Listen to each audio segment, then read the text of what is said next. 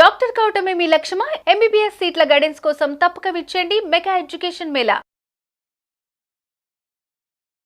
Sir ఇప్పుడు ఈ gut హెల్త్‌ని మనం సెట్ చేసుకోవాలి అంటే కేవలం ఫుడ్డేనా? లేకపోతే త్రూ మెడిసిన్స్ లేదు అంటే మన హాస్పిటల్స్ త్రూ అట్లా చేసుకోవచ్చునా? త్రూ గట్ హెల్త్ అనేది ఫస్ట్ స్టార్టింగ్ ఫ్రమ్ బర్త్ చెప్పా కదా నేను. అవును సార్, ఇందాక అదొకటి, చెప్పారు. ఒకటి. రెండోది హెల్తీ హ్యాబిట్స్ చిల్డ్రన్‌లో. ఇప్పుడు ఈ ఫాస్ట్ ఫుడ్స్, ఈ చిప్స్ ఇవన్నీ చూస్తారు, అన్ని ఆపేయాలి చిల్డ్రన్‌లో. ఇన్ మై అదే. Opinion it's criminal. ఇప్పుడు సార్. మీరు స్కూల్స్ పక్కన చిన్న చిన్న బడ్డీ కొట్టు. లిక్కర్ షాప్స్ ఉండకూడదు అంటారు. నా ప్రకారం స్కూల్స్ పక్కన అసలు ఈ ఫాస్ట్ ఫుడ్స్ కూడా ఉండకూడదు, తీసేయాలి. This Okay. క్రిమినల్. ఈ ఫాస్ట్ ఫుడ్స్ అయితే చిల్డ్రన్ దగ్గర ఫ్యాటీ లివర్ డెవలప్ చేస్తారు. ఓహ్! లివర్ లో ఫ్యాట్ వచ్చి ఫ్యాట్ వల్ల ప్రాబ్లమ్స్ వస్తుంది బికాస్ ఆఫ్ దిస్. సో అసలు government should even ban fast food places. ఈ all this chips, noodles, hamburgers, pizzas ఇవన్నీ కూడా స్కూల్స్ లో ఉండకూడదు. ఎందుకంటే again bacteria changing, because children change అయిపోయి ఒబెసిటీ చూసారా, చిల్డ్రన్ ఎంతమందికి లావు కావటము, ఫ్యాటీ చాలా లివర్ ఇవన్నీ obesed వస్తున్నాయి. ఉంటున్నారు. సో అది సెకండ్. థర్డ్ మన అడల్ట్ అయిన తర్వాత మనకి కొన్ని హ్యాబిట్స్ రెగ్యులరైజ్ చేస్తారు. For example everyday physical activity అనేది, అది people are not realising important. Physical activity అనేది వెయిట్ తగ్గించుకోవటం కాదు, మజిల్స్ రావటం వల్ల కాదు. అవి రెండు secondary importance and physical activity వల్ల బ్యాక్టీరియా చేంజ్ అయిపోతున్నాయి. గట్లో బ్యాక్టీరియా చేంజ్ అయిపోయి they are causing creating problem. So physical activity కరెక్ట్గా ఉండాలి. సెకండ్ థింగ్ ఏమో డయట్ లో అసలు మీరు చాలా ఉంటాయి, ఫ్యాట్స్ అని అంటాం కదా, ఇంటర్మీడియట్ ఇవన్నీ అవన్నీ ఏం లేదు. జనరల్ గా high fibre. For example typical south Indian vegetarian food best. మనకి ట్రెడిషనల్ గా తినే అది క్వాంటిటీస్ కొంచెం కంట్రోల్గా తినాలా, ఫైబర్ ఎక్కువ ఉండాలా. And again we should avoid sugar కానీ. ఇంకోటి రాంగ్ ఫ్రూట్ జ్యూస్ వల్ల బ్యాక్టీరియా చాలా దెబ్బతింటున్నాయి. సోడాస్ వల్ల బ్యాక్టీరియా దెబ్బతింటుంది. అంటే fruit juices they don't contain fibre. అందరూ ఆరెంజ్ జ్యూస్ తాగుతుంటారు.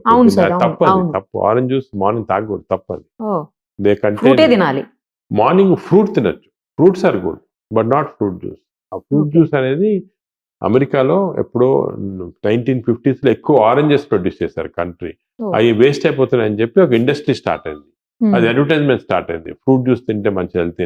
ఇప్పుడు అమెరికాలో చూస్తే ప్రతివాడు పొద్దున్న ఫ్రిడ్జ్ తీసి ఒక fruit juice, orange juice glass వేసుకొని తాగుతారు అనమాట, హెల్తీ అనుకోని. తప్పది, టోటలీ రాంగ్. జ్యూసెస్ లో only juice which is good is coconut water. Coconut water రోజుకు 2 గ్లాసులు తాగితే మన బ్యాక్టీరియా, మంచి బ్యాక్టీరియా వస్తాయి మనకి. Fresh coconut water, not bottled కాదు. మనకి ఫ్రెష్ కోకోనట్ వాటర్ ఇక్కడ మన దగ్గర బాగా, అంటే ఎస్పెషల్లీ సర్కార్ ఏరియాస్ బాగా ఎక్కువ, చాలా. అది ఫ్రెష్ కోకోనట్ వాటర్ మీరు ఒక గ్లాస్ 2 గ్లాసులు ఎవ్రీడే తింటే బ్యాక్టీరియా మంచిది. పిల్లలకి, అడల్ట్స్ అందరికి న్యాచురల్ అది. అదే వీళ్ళు అన్ఫార్చునేట్ ఏమో పిల్లలు సోడాస్ డైట్ ఏమంటారు, డైట్ కోక్ అంటారు, 0 క్యాలరీ. దాంట్లో ఏమంటే ఈ సోడాస్ లో, డైట్ కోక్స్ లో, దాంట్లో అంతా ఈ it is changing the bacteria. ఇది కూడా చూసాం. ఇంకోటి షుగర్ ఫ్రీ అంటాం కదా. అవును సార్. అసలు అగైన్ దీనిపైన మేము రీసెర్చ్ చేసాం. షుగర్ వాడితే ఏమవుతుందంటే, ఈ డయాబెటీస్ షుగర్ వాడకూడదు, షుగర్ ఫ్రీ అనేది. అవును సార్, కరెక్ట్. అసలు షుగర్ ఫ్రీగా ఉన్న సబ్స్టెన్స్ అన్ని కూడా బ్యాక్టీరియా చేంజ్ చేసి ఎక్కువ క్యాలరీస్ ప్రొడ్యూస్ చేస్తుంది. సో షుగర్ కన్నా అది వర్స్ట్. షుగర్ తిన్నా పర్వాలేదు, షుగర్ ఫ్రీ వల్ల ఇంకెక్కువ మెటబాలిజం చేంజ్ చేస్తుంది. సో ఇవన్నీ కూడా కొన్ని మిత్స్ ఉన్నాయి, పీపుల్ తెలియటం లేదు. They are doing all this. అసలు ఏం వాడకపోయినా షుగర్ వాడినా పర్వాలేదు డయాబెటీస్, బట్ షుగర్ ఫ్రీ అనేది చేయకూడదు. It is causing a problem. It is changing. అదే విధంగా టూత్ పేస్ట్ లో టైటానియం అని ఉంటుంది. ఇప్పుడు ఎవరు చూసుకోరు అది. టూత్ పేస్ట్ లో టైటానియం ఆక్సైడ్ ఉందంటే, టైటానియం ఆక్సైడ్ ఉన్నవి ఎస్పెషల్లీ చిల్డ్రన్ చేస్తారు, బ్రష్ చేసి మింగుతారు టూత్ పేస్ట్. మింగినప్పుడు ఈ టైటానియం ఆక్సైడ్ ఉంటే బ్యాక్టీరియా చేంజ్ అయిపోయి బ్యాడ్ బ్యాక్టీరియా వస్తుంది. సో దానికి టూత్ పేస్ట్ మీరు కొన్నప్పుడు చూసుకోండి టైటానియం ఆక్సైడ్ ఉందా లేదా. అది ఉంటే ఆ టూత్ పేస్ట్ యూజ్ చేయకూడదు. యూజ్ చేసినా కూడా మనం బాగా పుక్కులు చూసేయాలి, బయటకి మింగకూడదు. చిల్డ్రన్ లో స్వీట్ గా ఉండేది తెలియదు, కొంతమంది తింటుంటారు. సో ఆ హ్యాబిట్ కూడా తీసుకురాదు. All these things, natural things తోనే మనం చేంజ్, మన చేతుల్లోనే ఉన్నాయి. మన చేతిలో ఉంది.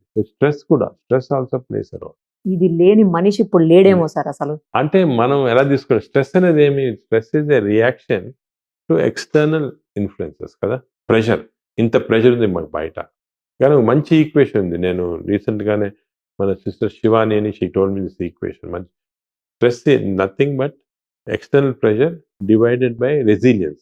Resilience is mandan willpower. మన Okay. రిలీజెస్ ఎక్కువ ఉంది అనుకోండి, ఎంత ప్రెషర్ ఉన్నా స్ట్రెస్ రాదు. So stress is only our reaction to external pressure.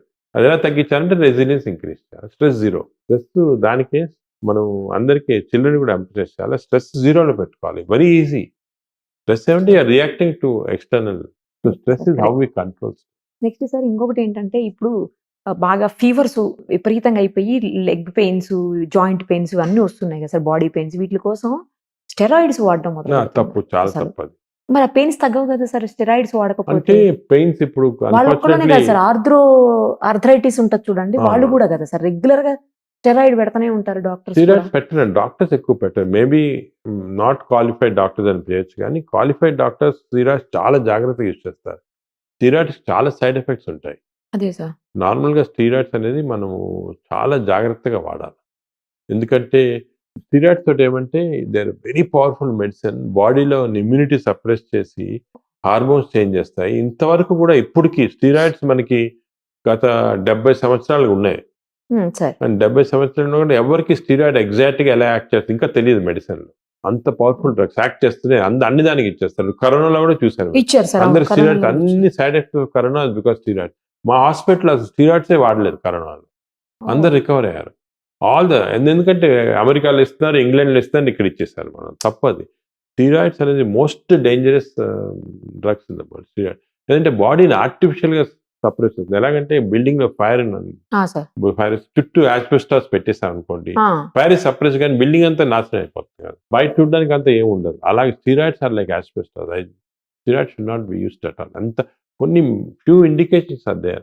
Auto immune disease అని అటువంటి కొనడానికి వాడతాం, కానీ జనరల్ గా ఈ పెయిన్స్ కి అస్సలు వాడకూడదు.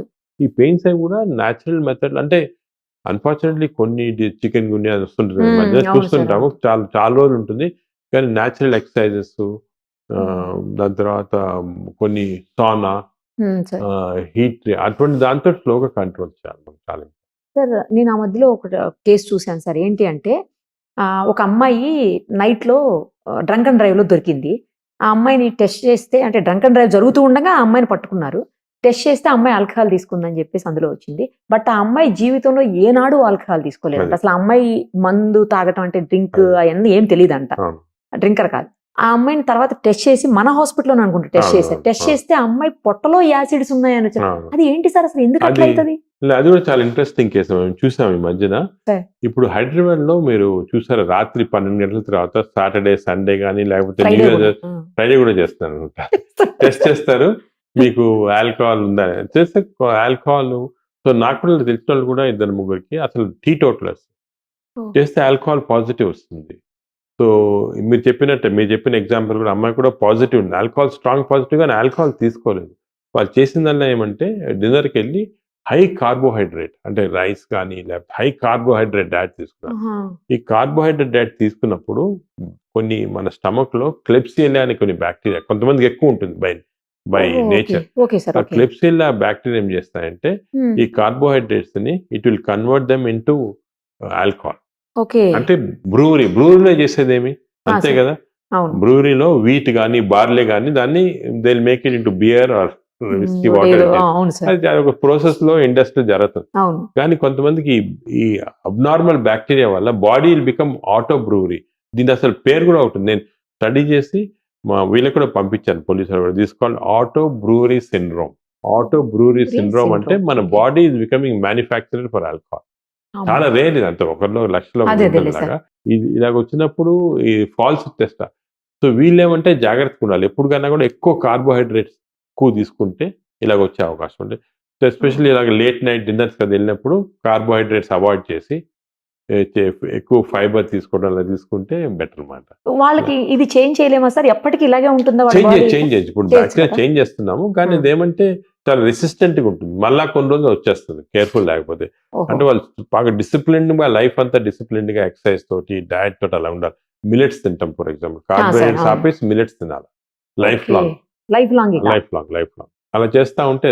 అసలు ఇది ఎందుకు ఇంపార్టెంట్ వచ్చిందంటే ఇంకోటి మనకి ఇది ఇప్పుడు ఈ మధ్యన ఏం తెలుస్తుందంటే చాలా మందికి ఫర్ ఎగ్జాంపుల్ ఆల్కహాల్ తీసుకోరు కానీ లివర్ జబ్బు, ఫ్యాటీ లివర్ అంటారు, అదే లివర్ సిరోసిస్, వాళ్ళకి ఏం జబ్బు ఉండదు పాపం, వాళ్ళు ఆల్కహాల్ తీసుకోరు. వాళ్ళ ఇంట్లో ఫ్యామిలీ కూడా ఎవరికి లేదు జబ్బు ఇది. అలవాటు ఉండదు. అలవాటు లేదు, కానీ వాళ్ళకి ఫ్యాటీ లివర్ వచ్చి ఫ్యాటీ లివర్ని ఇచ్చి నాష్కి వెళ్ళిపోయి అక్కడ సిరోసిస్ వెళ్ళిపోయి క్యాన్సర్ వస్తా ఉంది అబ్బో. ఎక్కువ మంది దగ్గర. సో మేము దీంట్లో కూడా ఏమంటే ఇటువంటి వీళ్ళకి ఒక అబ్నార్మల్ బ్యాక్టీరియా ఉంటుంది. ఈ బ్యాక్టీరియా తోటి మనం తిన్న ఆహారంలో ఆల్కహాల్ ప్రొడ్యూస్ చేస్తాం అన్నమాట. సో ఎవ్రీడే కొంచెం బయట మీకు తాగినట్టు అనిపించింది, ఇంటాక్సికేషన్ ఉండదు. Sir small amount of alcohol వెళ్ళిపోయి లివర్ దగ్గరికి వెళ్ళిపోయి లివర్ని డిస్ట్రాయ్ చేస్తాం అన్నమాట. ఓకే. సో కొన్నిసార్లు మీరు కూడా అందరికి ఎక్స్పీరియన్స్ ఉంటుంది, హెవీ మీల్ తింటే మనకు కొంచెం అవును. బ్రెయిన్ ఫాగ్ లాగా వచ్చి ఏ ఒకలా బద్ధకం. అనిపిస్తుంది సార్. అది because bacteria is producing all this types of substance. So ఇవన్నీ నాలెడ్జ్ ఇప్పుడు వచ్చాయి మనకి. సో వీఆర్ నౌ ఏబుల్, దానికే ఇటువంటి వాళ్ళకి millets very good diet. They should take millets తినలేరు కదా సార్ అందరూ. మిల్లెట్స్. అవి అన్ని ఇవి. కాదు, మిల్లెట్స్ లో కూడా మంచివి. ఇప్పుడు రాగి దోశ అనుకోండి, రాగి దోశ తినండి మీరు, మామూలు దోశ, రాగి దోశ ఇస్ వెరీ గుడ్. అదేవిధంగా కొన్ని ఇప్పుడు స్వర్గం కానీ అన్నీ కూడా మిల్లెట్స్ ఆర్ వెరీ, అంటే ఎలా తయారు చేస్తారు మిల్లెట్స్ కూడా వంట చేయటం స్పెషల్ టెక్నిక్ ఉంది, దాన్ని బాగా చేయొచ్చు, హెల్తీగా చేయొచ్చు. Hmm. సరే అది లేదు, పెసరట్టు తినండి, మామూలు దోశ పెసరట్టు తినండి, మంచిది కదా. Okay. Pesarattu is very healthy, proteins that. అలాగే మన డైట్ మాడిఫై చేసుకొని కార్బోహైడ్రేట్స్ తగ్గించేసాను. ఓకే. బాగా. ఇవన్నీ చేస్తే సెట్ అయిపోతుంది సార్. చెట్టు. కానీ ఇప్పుడు అసలు బ్యాక్టీరియా ఇన్నిటికి కారణమైపోతుందని తెలిస్తేనే కొంచెం షాకింగ్ అనిపిస్తుంది సార్. అవును. బ్యాక్టీరియా తోటి ఇన్ని ప్రాబ్లమ్స్ వస్తాయా అనేసి. దానికే మేము మామూలుగా ఇప్పుడు మా చెకప్స్ లో కూడా బ్యాక్టీరియా, ఈ గట్ బ్యాక్టీరియా అనేది జనరల్ చెకప్ లో పెట్టాం. పెట్టేశారా సార్? మాస్టర్ చెకప్ వచ్చారనుకోండి, sir we are doing gut bacteria as part of checkup.